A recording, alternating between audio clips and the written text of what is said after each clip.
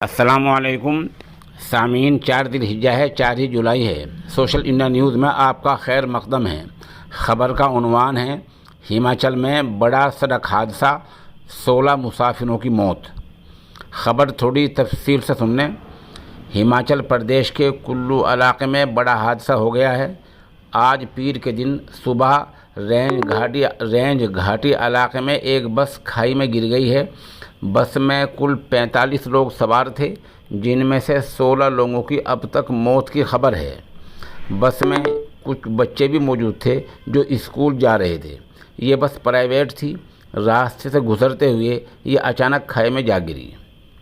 ये बस रेंज घाटी के शैंशर से सेंज की तरफ जा रही थी। इसी दौरान जंगला नामी इलाके में कैंची मोड़ पर यह बस बेकाबू होकर सड़क हादसे से नीचे खाई में जा गिरी।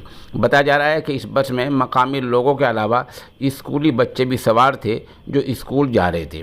एसपी कुल्लू गुरदेव शर्मा ने सहाफ़ियों को बताया कि बस के हादसे होने की खबर मिली है और पुलिस टीम और बचाव टीम मौके पर पहुंच गई है। आप हमारे साथ बने रहें। जैसे जैसे खबर अपडेट होती रहेगी हम यहाँ लिखते रहेंगे।